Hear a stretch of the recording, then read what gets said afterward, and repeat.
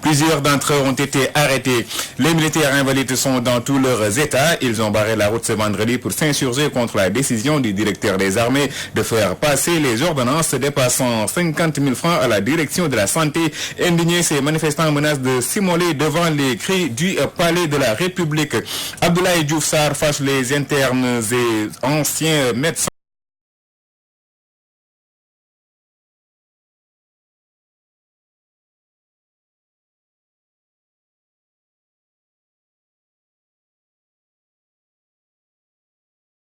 Ceci.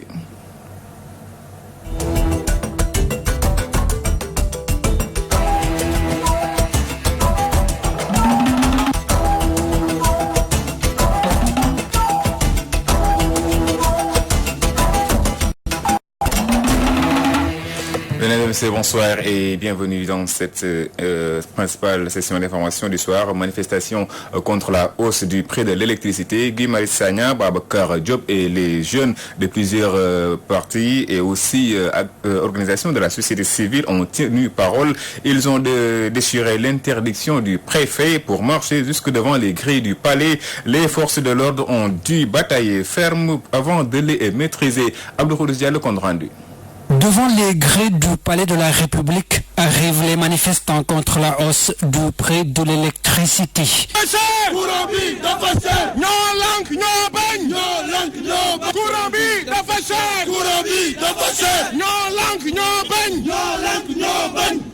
Une intervention électrique pour maîtriser Guy Marius Sagna de Frappe France Dégage.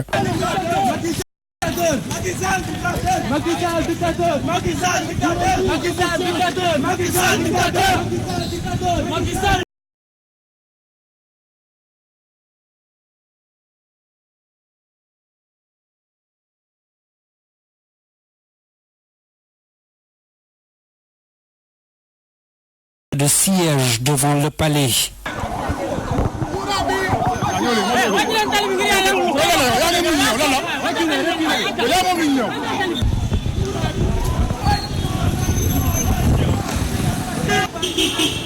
Annoncé à l'obélisque, ces acteurs de différents mouvements se sont finalement retrouvés à la place de l'indépendance, direction le palais. La masse s'agrandit et les arrestations commencent avec Babacar Diop et d'autres jeunes manifestants et les leaders politiques de l'opposition aux abonnés absents.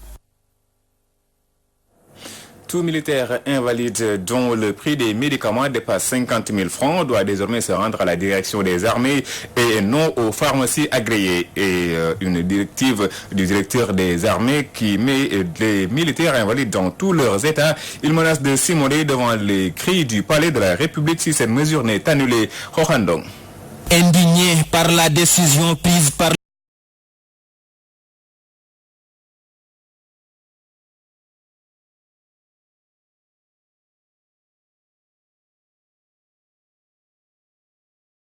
à cette décision.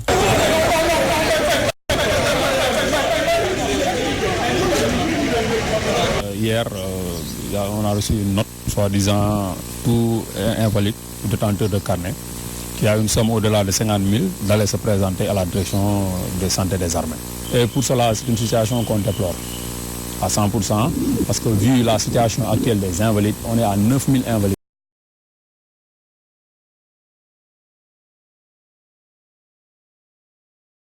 Et tout ce planning ne devait pas être, ne devait pas avoir lieu pour des gens qui ont combattu, qui ont donné corps et âme pour cette armée et pour ce Sénégal. Donc, on a jugé nécessaire de faire face au directeur et de le remettre sur les rails. Quel rail? Parce qu'il a dépassé les bornes. Ces anciens combattants qui disent avoir subi trop de préjudices et de difficultés de toutes sortes menacent de s'immoler par le feu devant les grilles du palais de la République si les autorités ne réagissent pas. Voilà, nous sommes là parce que nous sommes des blessés de guerre. Tout le monde ici, il y a des pieds de mine ici, il y a des l'œil qui sont là, il y a des bras qui sont coupés. Nous sommes là pourquoi? Parce que on vit très difficilement chez nous. Parce que chez nous, on perçoit rien du tout des pensions. Il y a des minables pensions qu'on perçoit là. On est des combattants. même avec des pieds coupés là, et des yeux et autres là, et des bras coupés. On est des combattants, on a 1000 manières de faire nos trucs. On ne va pas simuler comme ça en ville. On va jusqu'aux grilles du palais pour simuler là-bas, devant les grilles du palais, devant tous les Sénégalais, montrant qu'on a quelque chose dans le cœur. On a une pierre dans le cœur. Pour avoir donné tout, ces militaires invalides désemparés espèrent que les autorités auront une oreille attentive à leurs doléances. Colère des internes et anciens médecins et des hôpitaux. Il reproche au ministre de la Santé d'avoir profité de son passage à l'Assemblée nationale pour faire leur procès. Face à de manifestations pour se faire entendre. Mohamedou Bachirouba, le président au micro de Mamou Diaby Gassama. Le but de ce point de presse, c'est un peu d'éclairer en fait l'opinion nationale sur les propos que le ministre de la Santé, M. Abdoulaye Diouf Sarr, a tenus hier à l'Assemblée nationale. De par ses propos, il a rétorqué que l'association des internes et des anciens internes, sur le point concernant le recrutement après la formation, n'était pas disposée à servir le Sénégal dans toute son étendue nationale. Et donc c'est des propos que nous dénonçons et que nous pensons que l'association des internes et des anciens internes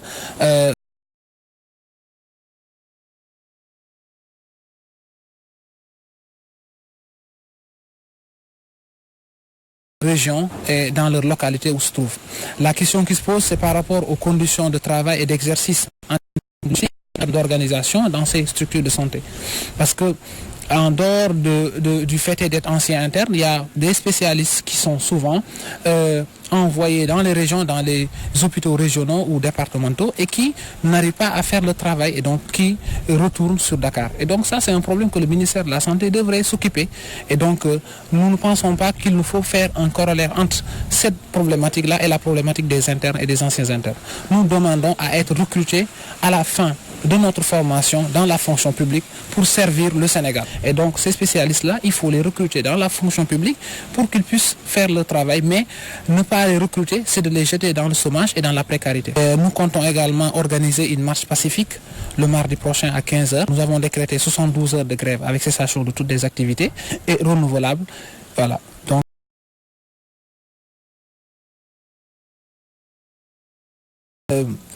un ébauche gain de cause et de résolution de ces problèmes. Les maîtres coraniques de Mbour élèvent la voix pour apporter leur soutien à leurs collègues emprisonnés à Louga. Selon eux, ce qu'ils qualifient d'attaque contre les Dara est l'œuvre d'un régime finissant, comme ce fut le cas avec Diouf et Wade. Chouarnoda Fambour. Sandre Mori ku muy jëli dalay jëng dembu ñi ngi am fi benn ndongo boo xam ne dañoo dem jëli ko fukki nit lañ fa ebal ñi yor seenu oto fii Mbour ak seeni ngànnaay ci xale boo xam ne nii bu ko ganaar uppee mu daanu fii Mbour kaa boobu am na fi démb benn sëriñ daar. Pas plus qu'hier, la gendarmerie a débarqué avec tout son arsenal de guerre chez un des nôtres alors qu'une simple convocation suffisait. Il est en détention ici à Mbour et doit passer devant le tribunal. La majorité des députés sont des musulmans. S'ils avaient joué leur rôle, les maîtres coraniques n'auraient jamais été victimes de tels faits. Nous ne sommes pas des voleurs, ni des usurpateurs et encore moins des dealers ou des trafiquants de faux billets de banque.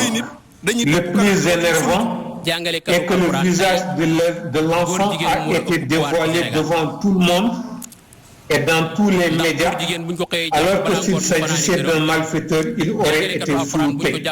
Aujourd'hui, les homosexuels ont plus de valeur dans ce pays que les maîtres coraniques.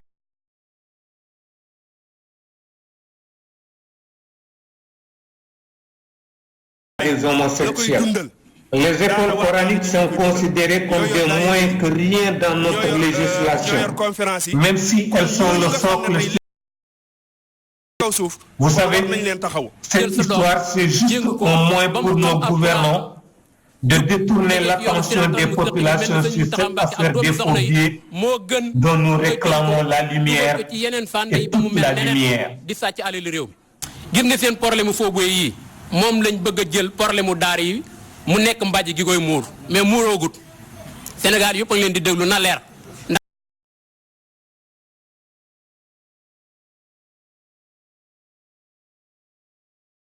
Arrestation du maître coranique de Ndiagne dans le département de Louga. Serigne Babacar Mbacké Moukabaro dénonce et invite l'État à appuyer davantage les Dara, notamment à travers la création d'un ministère chargé des affaires religieuses.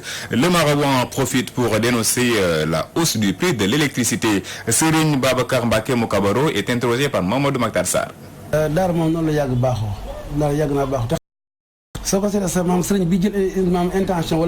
Je suis issu d'une famille religieuse et j'ai été éduqué dans les écoles coraniques. Ça a été toujours comme ça. Ce n'est pas de la méchanceté ni de la torture, car dans la plupart des cas, c'est les parents eux-mêmes qui demandent aux maîtres coraniques de le faire aux enfants têtus pour qu'ils puissent apprendre le Coran à merveille. Et ça a toujours marché. C'est vrai que nous sommes au temps moderne. On peut songer à changer de méthode. On peut même construire.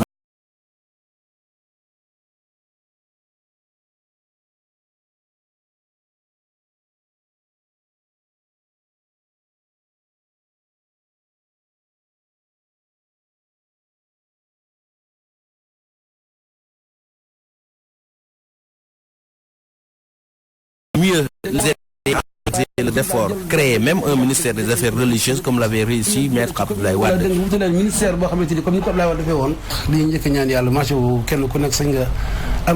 Pour la marche contre l'augmentation du je demande aux citoyens de le faire dans la paix, même si nous savons que chaque 2 mois, tout le monde paye ses factures d'électricité à la Sénélec. Il faut reconnaître que des progrès ont été réalisés dans ce secteur depuis 2012.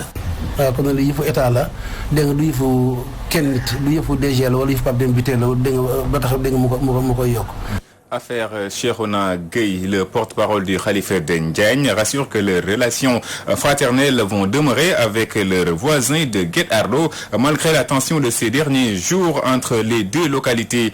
Serigne Ousmane Gueye regrette par ailleurs le saccage du tribunal de Louga. Le voici au micro de Marcaïre. Vous n'êtes pas sans savoir qu'ici à Ndiagne, il n'y a pas de mendicité. Il n'y a pas de marabout tortionnaire. Il n'y a pas de marabout violeur.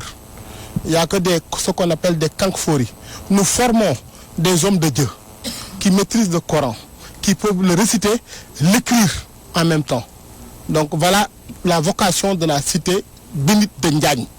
Pas autre chose. Ce qui s'est passé, nous regrettons. Et nous déplorons aussi que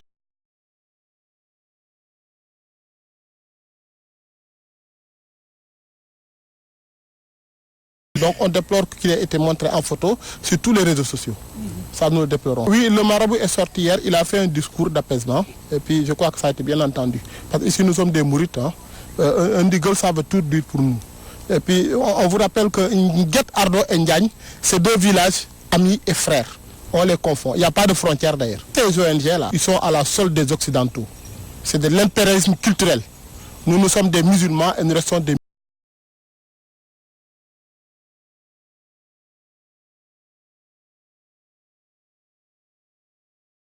ferme et puis nous nous dresserons ferme vers s'ils ne viennent pas vers nous pour négocier, voilà, pour nous comprendre, pour comprendre nos préoccupations. Ok, je crois qu'on ne donne pas le droit de nous critiquer et de nous dénigrer. Et puis c'est pas ces ONG là, ce sont les ONG internationales comme Human Rights Watch et puis qui donnent des fausses statistiques. Ici, les gens sont là pour apprendre l'islam. Recrudescence des accidents de la route, l'Union internationale des ouvriers du transport dénonce le mauvais procès fait aux chauffeurs. Elle réclame des assises du transport routier pour éviter les désagréments que le BRT risque de causer aux chauffeurs. Baïle Sow, président de l'Union internationale des ouvriers du transport, au micro de Théodore Semedo. Nous savons aujourd'hui que nos villes souffrent et nous en souffrons en même temps à cause des embouteillages. Donc, qui impacte sur notre qualité de vie, pose un problème parce que le transport impacte de manière globale au niveau de 13% dans les émissions de gaz à effet de serre. Donc dans le cadre du réchauffement climatique qui nous cause aujourd'hui des sécheresses, des inondations, etc. Et maintenant, comment régler cela? Nous pensons que si chacun veut rouler avec son véhicule, ça ne marchera pas. Donc, il est bon de développer les transports collectifs. Sénégal a choisi de moderniser son transport urbain en mettant en place en même temps deux projets, le TR et le BRT. Cela va affecter, c'est notre grande crainte. Cela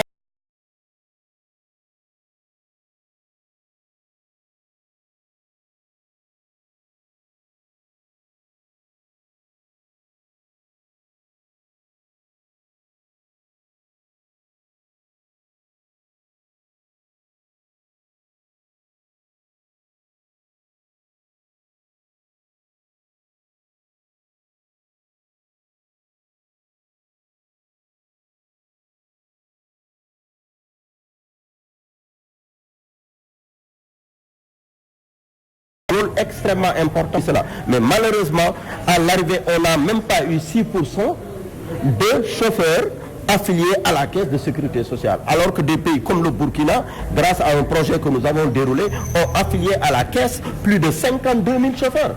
Il y a plusieurs causes et je pense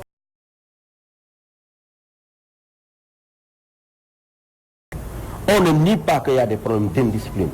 On ne nie pas qu'il y a des problèmes de non-respect du code de la route, l'état de nos routes, l'état de nos véhicules.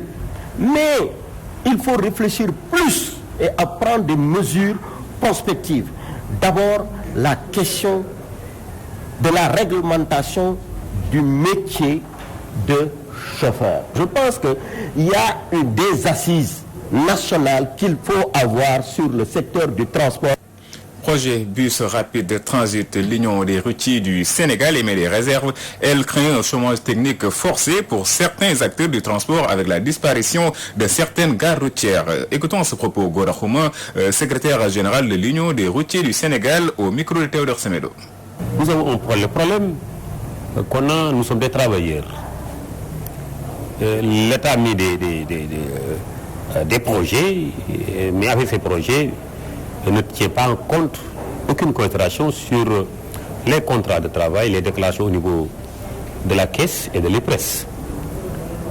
On peut mettre un projet en service tout en mis en rade les travailleurs.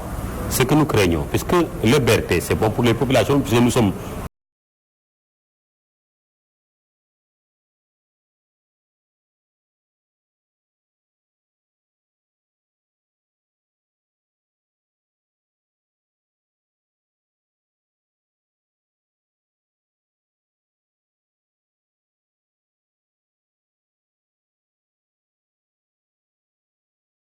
qui est inséré au niveau de gare qui gère. Et que si cette gare maintenant n'est plus, la caisse aussi ne sera plus. Mais comment on va faire? C'est comme disons à l'État de tenir en compte de nos problèmes. Il y a un système de rabattement. Mais le rabattement a été dédié à Dakar Ndik et Aftu. Mais les gares sont mis à raid, or que ces gares doivent être dotées de bus pour faire le rabattement, ne serait-ce que pour continuer leur social. Même si la gare disparaisse, le car continue à vivre et gérer le social des travailleurs. C'est ce que nous disons à l'État. Financer les femmes de la ville de Touba qui s'activent dans l'élevage, tel est l'objectif du responsable apériste de la localité Mokhtar Diop. Déclaration faite en marge de la journée nationale de l'élevage célébrée à Kayel dans le département de Mbacké. Mamadou Mokhtar Sarr, correspondance.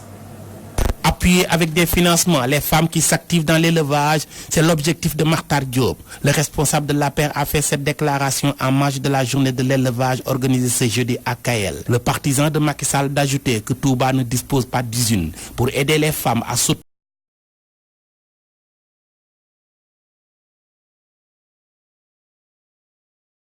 Les femmes, quand je vais dans une banque, je vais discuter avec eux.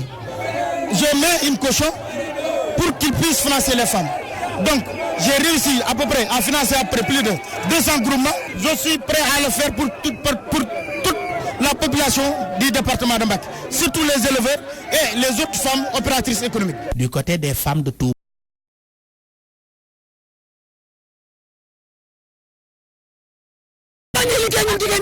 signalons que le responsable de l'APR de Touba, Mokhtar Diop, avait fortement mobilisé ses militants pour réserver un accueil chaleureux au président de la République Macky Sall qui était venu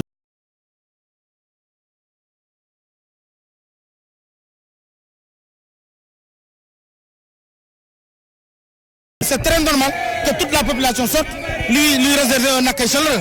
C'est la raison pour laquelle nous n'avons pas hésité de casquer les moyens pour que vraiment qu'on puisse lui accueillir un accueil chaleureux. Amadou Makhtar Sarr pour la radio-télévision Walfadjri. Et la page internationale pour boucler ce journal. Plusieurs blessés dans une attaque à l'arme blanche à Londres. L'ambassadeur turc à Paris a été convoqué au Quai d'Orsay après les propos tenus par Recep Tayyip Erdogan à l'endroit d'Emmanuel Macron. Et puis en Irak, le Premier ministre annonce qu'il va présenter sa démission au Parlement. Le récit est signé Mélanie Aminata Sambou.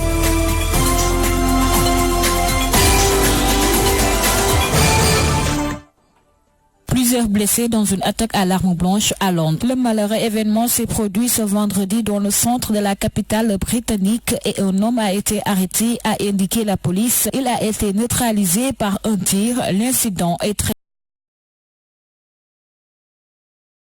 londonienne qui précise tout de même que les circonstances sont encore floues.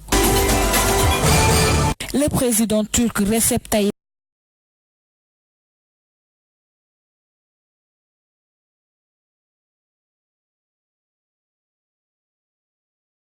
par Emmanuel Macron au sujet de l'offensive lancée le mois dernier par la Turquie en Syrie contre une milice kurde appuyée par les Occidentaux. Je m'adresse à Emmanuel Macron de Turquie et je le dirai à l'OTAN. Tu devrais d'abord vérifier toi-même que tu n'es pas en état de mort cérébrale, a lancé Erdogan lors d'un discours à Istanbul.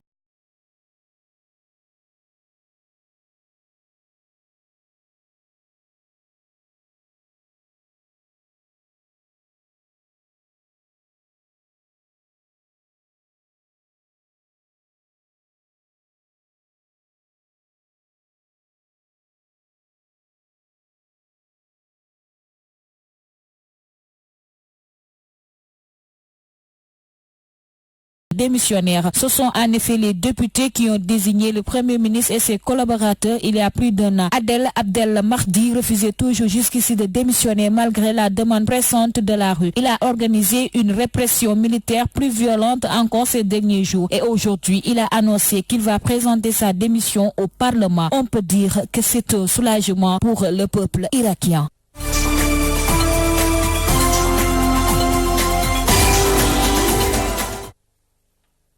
La page internationale qui met un terme à ce rendez-vous d'information. Merci de l'avoir suivi. Merci à vous pour la fidélité. Retrouvez tout de suite Aïcha Diadiarté et son équipe pour la suite de votre rendez-vous d'information d'édition du soir. Bonsoir et bien à vous.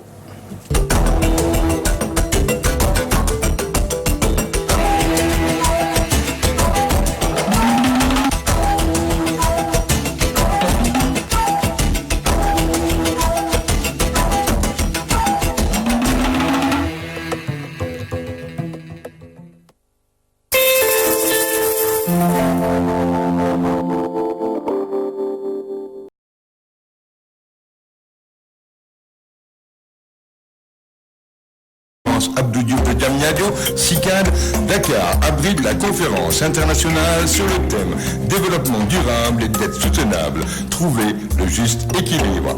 Organisée par le gouvernement du Sénégal et le Fonds monétaire international, en partenariat avec l'Organisation des Nations Unies et le Cercle des économistes, la conférence de Dakar réunira plusieurs chefs d'État africains, des chefs